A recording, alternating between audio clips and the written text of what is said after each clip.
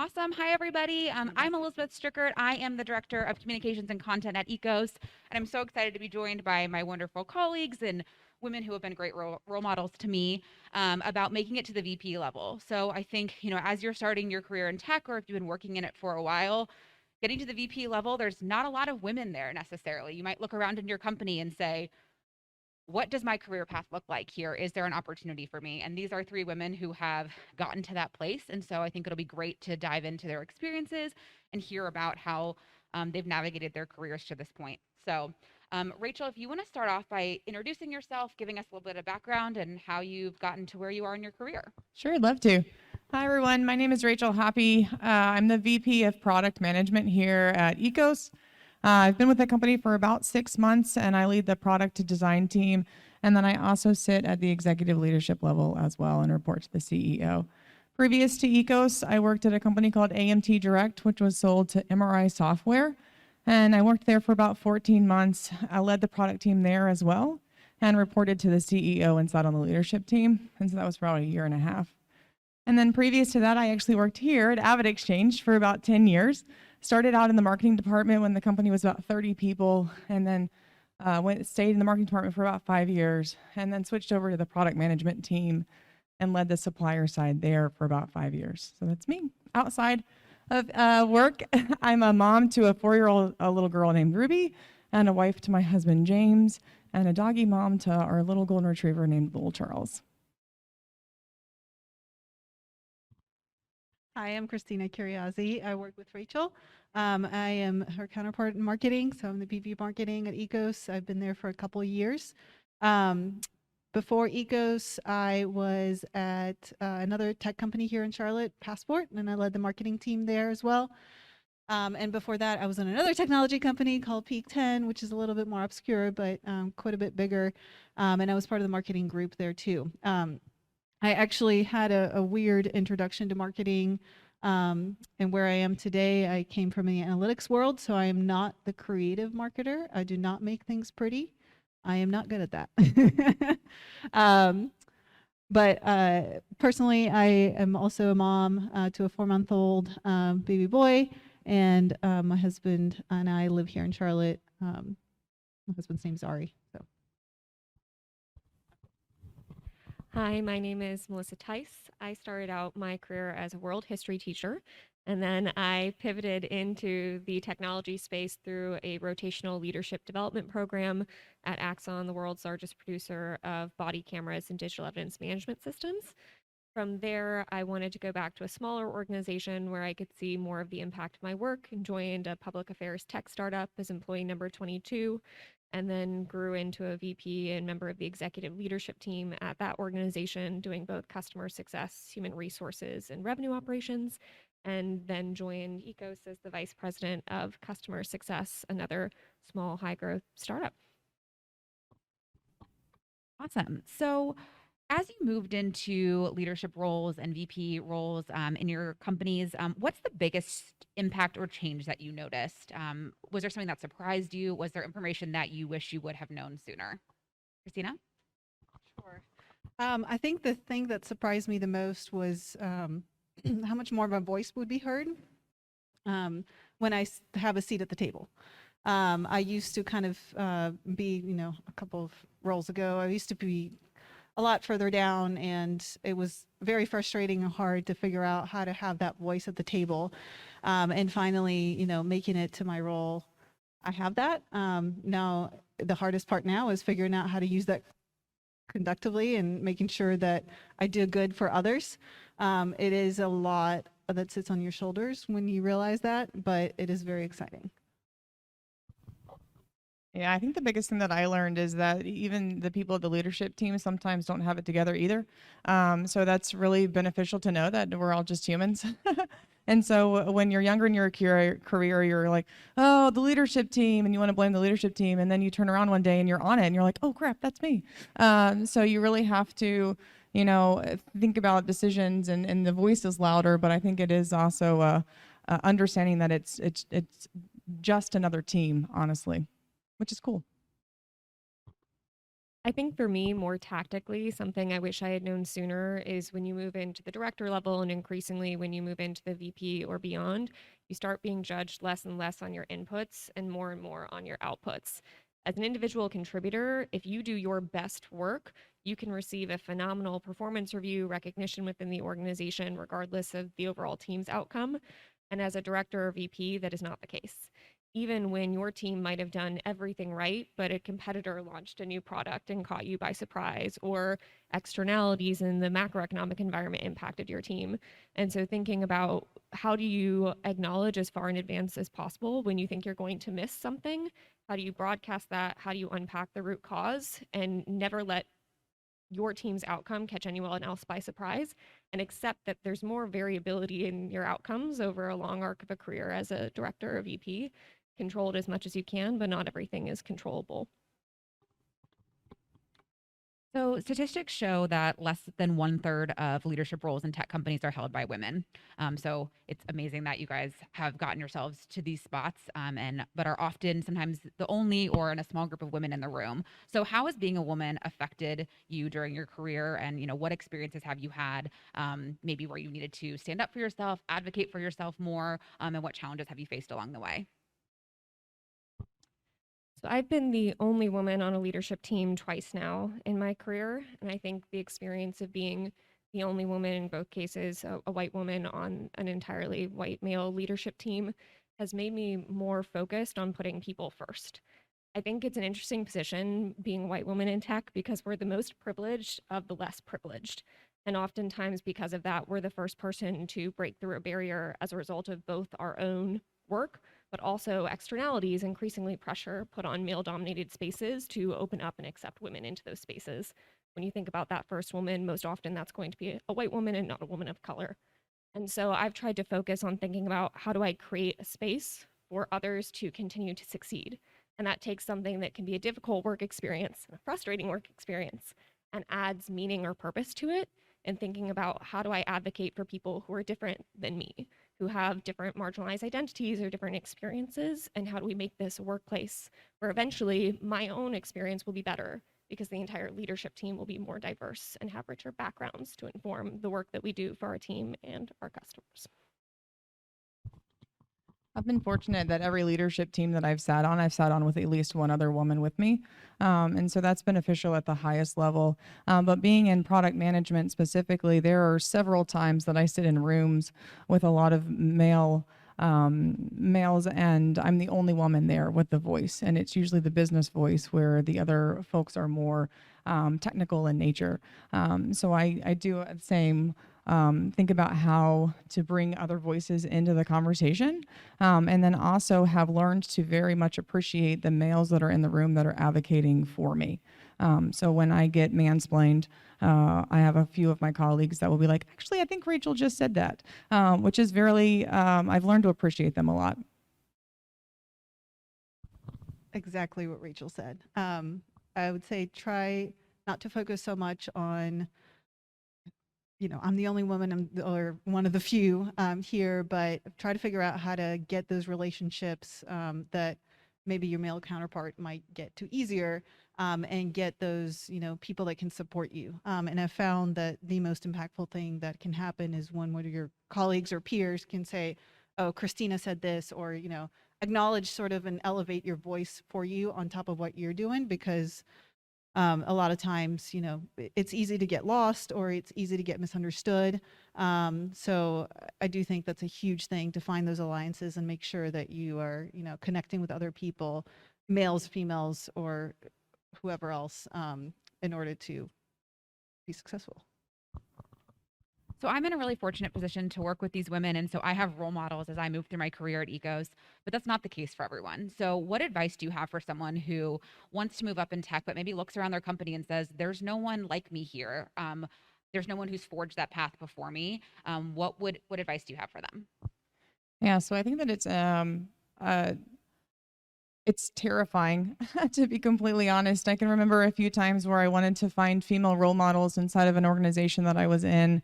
And I remember drafting the email over and over and over again to make sure it sounded just the way that it needed to be, so that I wasn't like too like coming across as like too needy or what have you. And so every time that I've gone up to a female that I have thought was a role model in an organization, they have been so gracious to me to say, sure, I'd love to talk with you about this. Or I've always been continually surprised with when I open up with vulnerability, they return that vulnerability back to me. And so it's fantastic experience.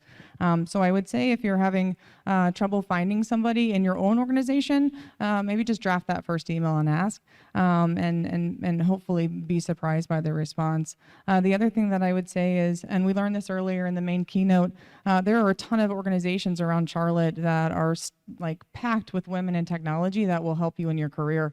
I know the four of us are four of them. So just reach out to us as well, or to the female that you find that's maybe in a neighboring company that you really appreciate or admire, to try to live up to or have them as a role model for you. I've actually purposely not sought out women leader models. I found it to be more successful to, again, go to what I hate to say trying to emulate, but it's, if there's a bunch of other folks that are different than you try to fit in, you have to figure it out. So getting closer and closer to them is how I've managed to kind of get here. It's because I can speak the same language and get my point across. So my advice would be, don't limit yourself to just women, but figure out how to get allies across the board, because you never know who might be the person that can, get you in or give you the right advice. One piece of advice that my former CEO actually gave me during one of my performance reviews said, how do you make yourself even more valuable for the company? And one of the ways to do that is to get mentors of folks that are where you want to be, and have been there and done that. That way you can bring that thought leadership to the company, and come off as a lot more experienced. So that's what I did, and I have a cold outreach template as a true marketer. And I reach out to people regularly. I have to really push myself on LinkedIn, and I found some of my best mentors, other CMOs. Most of them are, actually all of them are male, that are so willing to help. And it surprised me how easy it was actually. The biggest barrier was my mind and my shyness. As soon as you send 10 of them, I would say 2 or 3 at least every time will come back and say, yes, I'll at least have a conversation with you. So get over that barrier of yourself and reach out, and don't discriminate on who you reach out to based on gender or certain stereotypes that you may have in your mind. Reach out to the folks that you think can give you the best advice.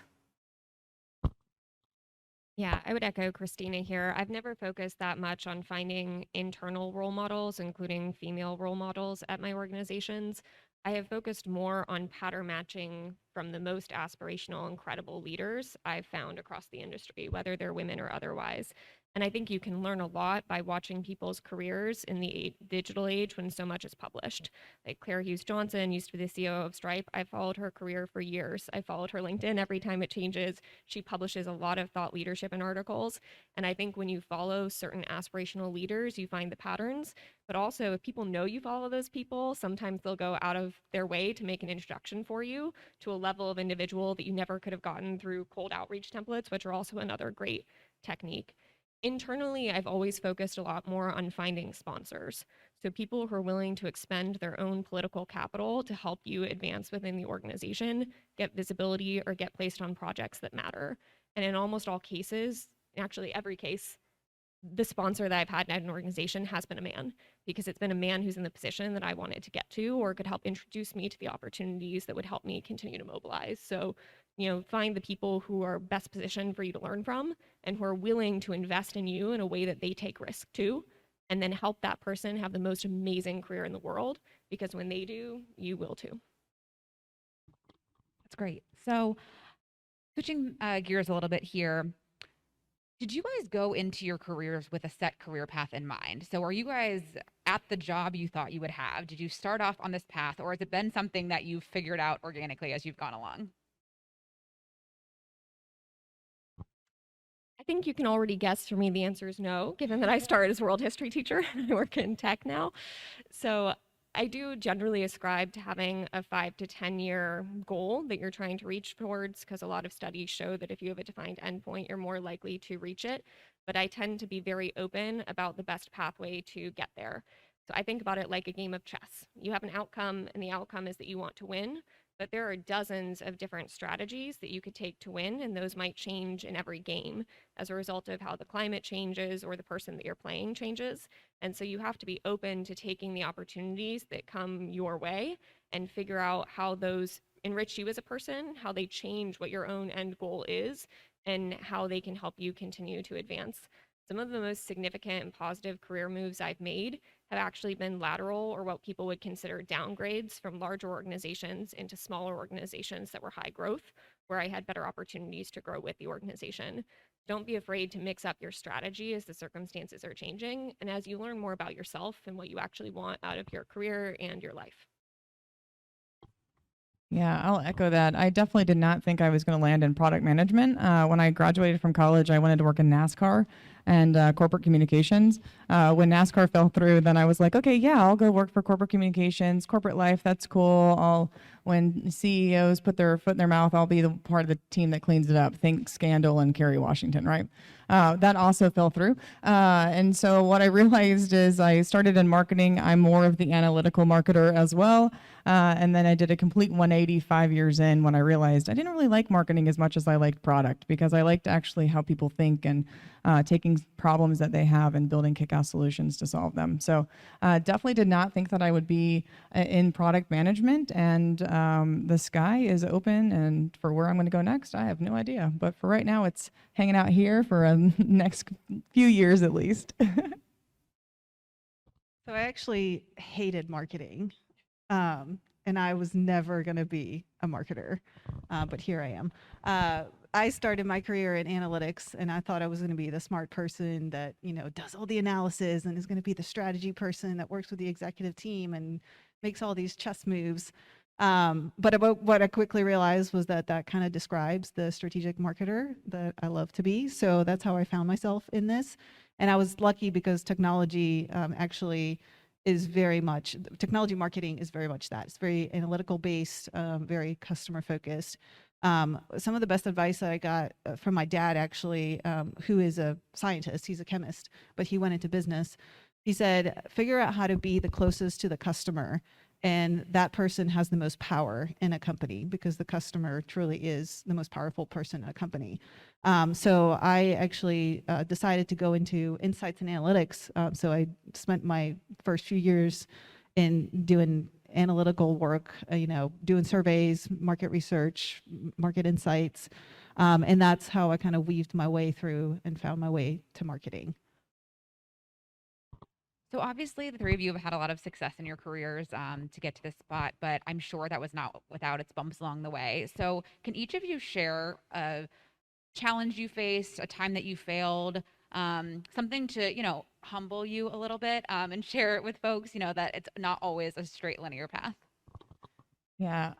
So I decided to make the leap from working within a product team to going out and leading a product team. So in my previous company to here, decided to make that leap. I was terrified of doing it, but I knew in my heart of hearts I wanted to try to figure out if I could lead a product team solo, in a sense.